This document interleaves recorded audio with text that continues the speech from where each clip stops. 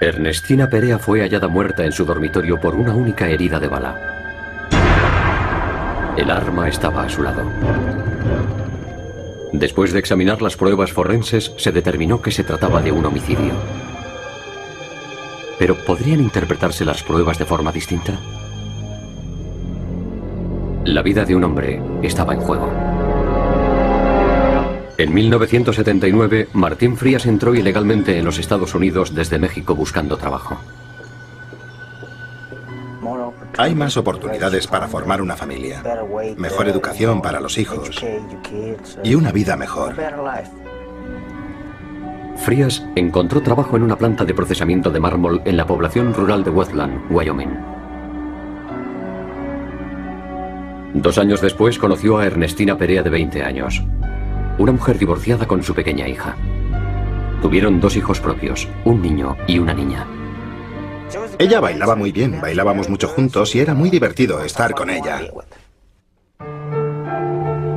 Ernestina y Martín decidieron ir a vivir juntos y alquilaron una casa móvil en las afueras de la ciudad. Pero también tenían sus discusiones, sobre todo por cosas sin importancia, según Martín. El 5 de julio de 1984, Ernestina pasó todo el día fuera con sus hijos y no llegó a casa hasta las 10:30 de la noche. Martín acostó a los niños mientras Ernestina se preparaba para dormir en el dormitorio de la pareja. Aquella noche, Frías durmió en el sofá-cama del salón. Sobre la 1 de la mañana, el llanto de uno de los niños despertó a Frías. La niña decía: «Mamá, mamá, levántate». Encendí la luz y fue cuando la vi tendida sobre la alfombra. Y tenía el rifle a su lado. Ernestina había muerto de un disparo. Vi que tenía sangre en el estómago mientras salía con Reina. Y también vi salpicaduras de sangre en la pared. Así que pedí una ambulancia y llamé a la policía. No había pruebas de que hubieran forzado la entrada, no había pruebas de que hubiera nadie más en la vivienda aparte de los 2 niños pequeños, uno de 4 años y un bebé. Cuando fue interrogado en la escena, Frías mintió y dijo que no estaba en casa cuando dispararon contra Ernestina. Frías tenía buenas razones para mentir. Según los archivos policiales, el sheriff había tenido que ir a la vivienda varias veces por peleas conyugales.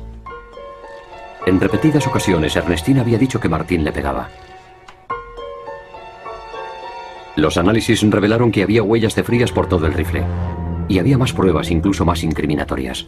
Cuando Ernestina Perea fue hallada muerta por una herida de bala, su marido por lo civil, Martín Frías, negó haber estado en la vivienda cuando se produjo el disparo. Poco después cambió su declaración y admitió haber estado en casa aquella noche. Los investigadores descubrieron que Ernestina había estado con unos amigos el día de su muerte. Había estado revolcándose por el césped con sus amigos. Había estado bebiendo con ellos y supimos que Martín Frías había tenido que pasar por ahí y lo más probable es que les hubiera visto. Frías dijo que Ernestina había llegado a casa borracha. Los análisis demostraron que era cierto. Tenía una tasa de alcoholemia de 0,26, 2 veces y media el límite permitido. También dijo que últimamente no se llevaban bien y que habían dejado de dormir juntos. Sabíamos que había problemas entre ellos. Él dormía en el sofá del salón en aquella época y le habían echado del dormitorio. Aunque dijo que dormía al otro lado del pasillo, aseguraba no haber oído ningún disparo. Dijo a los investigadores que dormía en un sofá al otro lado del pasillo de la casa y que durante la noche, más o menos a la hora en que se supone que se produjo el disparo, él había oído lo que le pareció una rama quebrarse. Lo escuchó y después se volvió a dormir. Frías dijo que Ernestina se había suicidado. Junto al cuerpo de Ernestina había un rifle de caza de alta potencia, Magnum 300, que pertenecía a Frías. Sus huellas estaban en el rifle. Y también había huellas de Ernestina en la mira telescópica. Tenía los pantalones rotos a la altura de la cremallera y el botón estaba arrancado, lo que indicaba algún posible forcejeo. Ernestina tenía una gran herida en el abdomen y una herida más pequeña en la espalda. Dado que los orificios de salida siempre son más grandes que los de entrada, el forense estaba seguro de que habían disparado a Ernestina por la espalda. La bala había entrado por un orificio de 1 centímetro aproximadamente. Había golpeado las vértebras, había atravesado el cuerpo y había salido por el abdomen, por la parte delantera. Otro dato que apoyaba la teoría del homicidio era la prueba de la camiseta de Ernestina. Por dentro de la camiseta había una gran cantidad de sangre, por supuesto, y de tejidos, pero también encontré fragmentos de hueso y fragmentos de la bala que se desintegró al atravesar el cuerpo. Una prueba, según el Dr. Stone, de que habían disparado a Ernestina por la espalda. Los resultados de la autopsia demostraban lo mismo.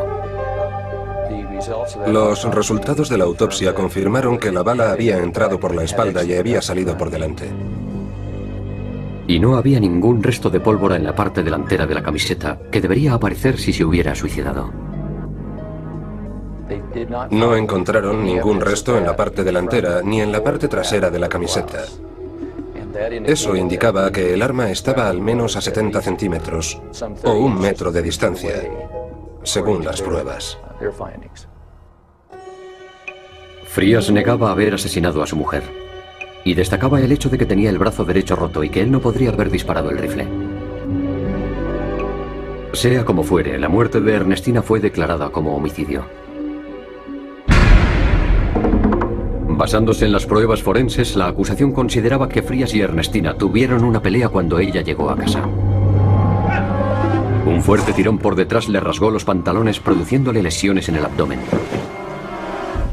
Cuando Ernestina se levantaba del suelo, la acusación dice que Frías le disparó por la espalda. La sangre salió despedida de su cuerpo salpicando la pared que tenía delante. Al caer al suelo, su cuerpo se retorció a consecuencia del disparo y quedó de espaldas. La acusación decía que Frías había dejado el rifle en el suelo para que la muerte pareciera un suicidio. No pensaban que la escayola de Frías fuera un impedimento para manejar el arma. Fue como si se me cayera el mundo entero encima. Era una auténtica pesadilla. Y decía, Dios mío, ¿por qué yo? No sé, me quedé de piedra. No sabía qué hacer. Martín Frías fue acusado del asesinato de su mujer. Ya que no podía pagar un abogado, el tribunal le proporcionó uno de oficio. En aquel momento, los defensores públicos utilizaban el mismo laboratorio de criminología que usaba la fiscalía. La muerte de Ernestina ya se había declarado como un homicidio. El abogado de Frías intentó encontrar alguna otra explicación para la muerte de Ernestina, pero no lo consiguió. No nos gustaba la forma en que iba a ir todo el proceso. Recuerdo que hablé con un investigador de la defensa llamado Walt Carroll antes de que empezara el juicio sobre lo mal que se le presentaban las cosas a Martín. Y no se equivocaban. El jurado condenó a Frías por asesinato en segundo grado y le sentenciaron a pasar de 25 a 35 años en prisión. Después de la condena de Martín Frías, su abogado, Robert Moxley, empezó a recabar información para presentar una apelación. Al mismo tiempo, Moxley empezaba a sospechar sobre la competencia del patólogo que había realizado la autopsia.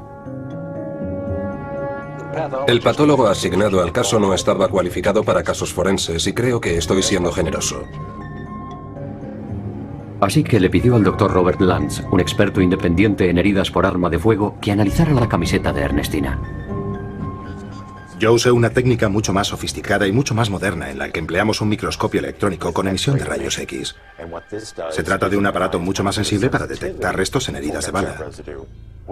Y comprobé por los residuos que la bala había entrado claramente por delante. Había atravesado todo el abdomen y había salido por la espalda. Aquello contradecía las pruebas realizadas por el Laboratorio de Criminología del Estado, que no había encontrado ningún resto de pólvora en ninguna parte de la camiseta. Las pruebas que se habían hecho en el Laboratorio de Criminología solo eran análisis químicos bastante obsoletos, en los que cabe la posibilidad de cometer un pequeño error y no encontrar ningún residuo significativo. De repente, la versión de Frías en la que afirmaba que Ernestina se había suicidado ya no parecía tan inverosímil. Pero Frías seguía entre rejas. La vida en la cárcel era horrible. Sentía rabia y mucho odio. No le deseo a nadie que tenga que ir a la cárcel por un delito que no haya cometido. Después de 2 años en prisión, el Tribunal Supremo de Wyoming le concedió a Frías un nuevo juicio. La defensa tenía el camino allanado. La fiscalía ordenó que el cuerpo de Ernestina fuera exhumado para realizar una segunda autopsia. El jefe del Departamento de Medicina de Houston, Texas, el Dr. Charles Pitti, fue el encargado de realizarla en esta ocasión. Los resultados de la segunda autopsia fueron los mismos que los de la primera. La bala había entrado por la espalda de Ernestina y había salido por el estómago. Yo creo que las pruebas demostraron en su momento, y para mí siguen demostrando aún hoy, que Martín Frías asesinó a Ernestina Perea. Pero la defensa presentó nuevas pruebas en el segundo juicio, demostrando que Ernestina tenía un comportamiento suicida y que los cortes en sus muñecas indicaban que había intentado quitarse la vida en repetidas ocasiones. Hablando con testigos y viendo informes médicos, pude constatar entre 5 y 12 intentos de suicidio anteriores o episodios suicidas. Y Moxley torpedeó la línea de flotación de la acusación. El primer punto era aclarar el hecho de que Frías no hubiera oído el disparo desde el salón. El doctor Harry Hollian, experto en acústica, consiguió hallar una explicación. Hollian hizo una prueba utilizando el cuerpo de un caballo muerto cubierto con un tejido parecido al de la camiseta de Ernestina y disparando con un rifle Magnum 300 también parecido al rifle de Frías.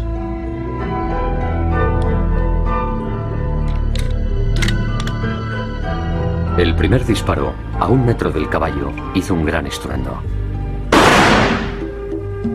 Disparando el rifle al aire libre, registramos niveles de entre 110 y 120 decibelios, lo que es mucho. Y además sonaba claramente a un disparo. Pero cuando pusieron el cañón del arma contra la tela y la piel del caballo, el sonido era muy distinto. El disparo no suena como un arma de fuego, suena más bien como alguien que le da una patada a una pared o una patada a un mueble, y la intensidad era mucho más baja. El sonido era muy parecido al que Frías declaraba haber escuchado el día de la muerte de su mujer. Judy Bunker, una experta en salpicaduras de sangre, analizó las manchas que había en la pared a solo 45 centímetros del suelo. Según ella, las manchas demuestran claramente que Ernestina estaba sentada en el suelo, con el rifle apoyado en el estómago cuando se efectuó el disparo. Por los fragmentos de la bala que quedaron en la pared, por su posición y por la salpicadura de sangre que también había en la misma pared, y además por el lugar donde tenía las heridas, lo más lógico es concluir que estuviera de rodillas o sentada cuando se hizo el disparo. Y no encontró ningún rastro de sangre que indicara, tal como sostenía la acusación, que habían disparado a Ernestina por la espalda y su cuerpo había girado en el aire para caer de espaldas sobre el suelo. Judith Bunker nos demostró que cuando alguien recibe un disparo y se retuerce, necesariamente deja fluidos corporales sobre el suelo. Pero no había ninguna salpicadura de sangre ni en el suelo, ni en las paredes, ni en la cama, producidas por las contorsiones que la acusación argumentaba.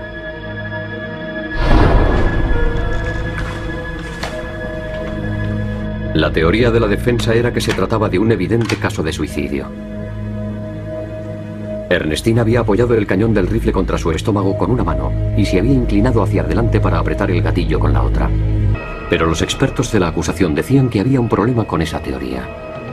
Si se hubiera usado el arma en contacto con el cuerpo en el momento de la descarga, lo lógico sería que hubiera sangre o restos de tejido en el cañón del arma, pero no había nada.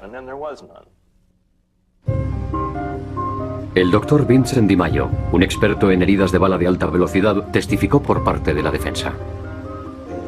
La ausencia de sangre en el cañón no significa absolutamente nada. La mitad de las veces no aparece sangre en las armas cortas. Es cierto que con escopetas es algo más bien frecuente. Pero en este caso se trataba de un rifle. Y además, había una prenda de vestir. El doctor Di Maio cree que las fotos de la autopsia demuestran claramente que Ernestina recibió el disparo en el estómago. Cuando se dispara un arma, sale una llama por el cañón del arma que está a más de 700 grados de temperatura y salen gases y hollín, restos de carbono de la combustión de la pólvora. Si se pone el cañón del arma contra un cuerpo, entonces queda el hollín, las quemaduras del fogonazo y los efectos de los gases. Y observando la herida del abdomen, vemos hollín y quemaduras. Y eso significa que el cañón estaba en contacto con el cuerpo en el momento del disparo. Por lo tanto, tiene que ser la herida de entrada.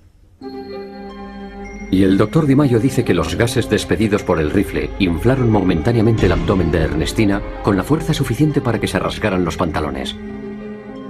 Lo que contradice la versión de la acusación, que decía que los pantalones se habían roto durante un forcejeo. Por último, los expertos de la acusación declararon lo mismo que en el primer juicio, que no había restos de pólvora en la camiseta, justificando la idea de que Ernestina estaba al menos a 1 metro de distancia cuando se disparó el arma. La defensa presentó la prueba del microscopio electrónico para demostrar que sí había restos de pólvora en la camiseta. Y así, la defensa concluyó sus alegaciones. En el segundo juicio de Martín Frías por asesinato, se presentaron al jurado 2 teorías muy distintas. La teoría de la acusación era que Martín Frías había disparado a Ernestina por la espalda cuando se levantaba del suelo después de una pelea. Después del disparo, el cuerpo de Ernestina se retorció en la caída, lo que explica el que quedara tendido de espaldas. La defensa sostenía que Ernestina estaba sentada en el suelo, el rifle estaba al revés y que había usado una mano para sujetar el cañón y la otra para apretar el gatillo.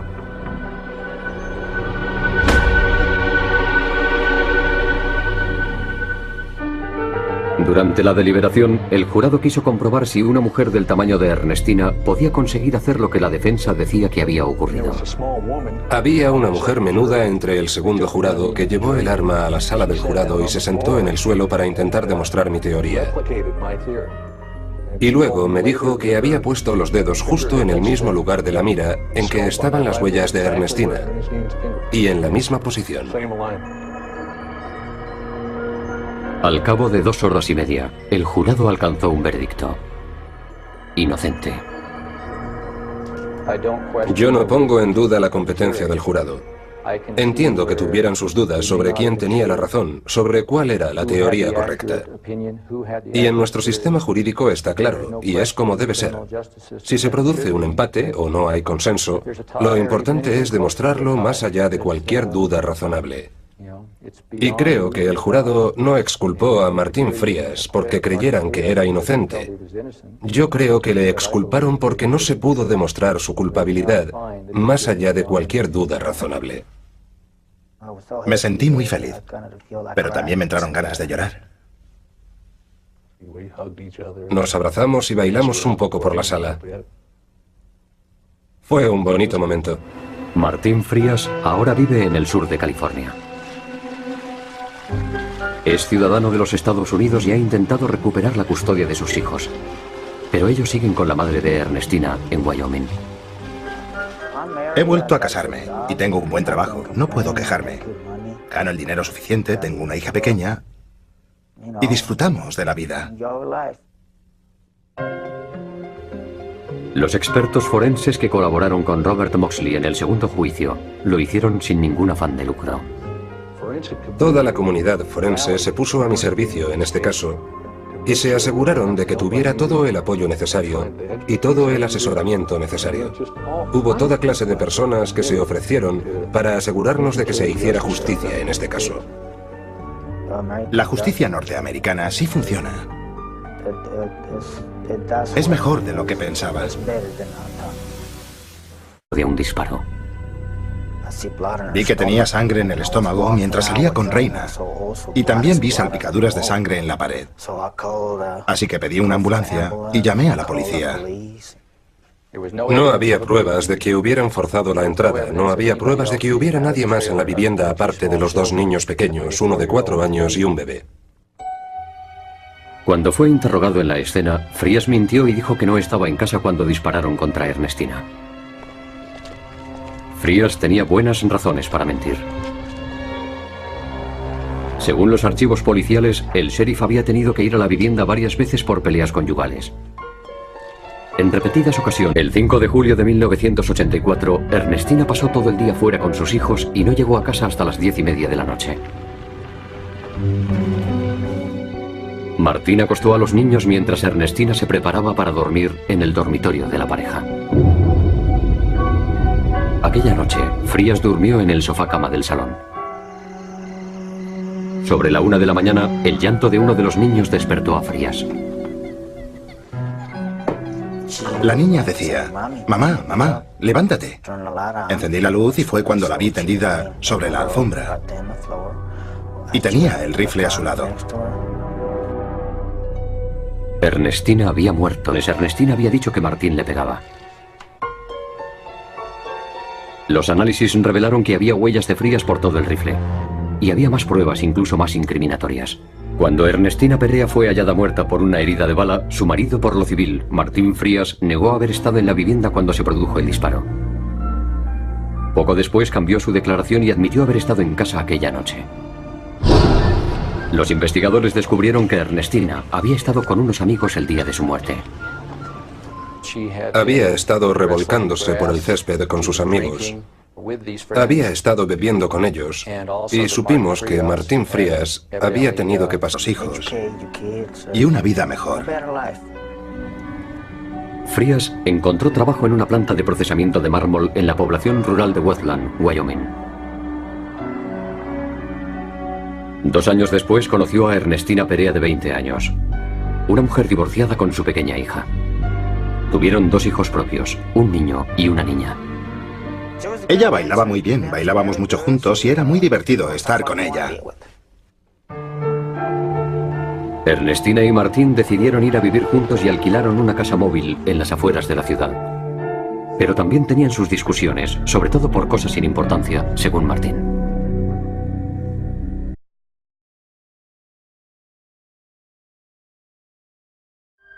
Ernestina Perea fue hallada muerta en su dormitorio por una única herida de bala.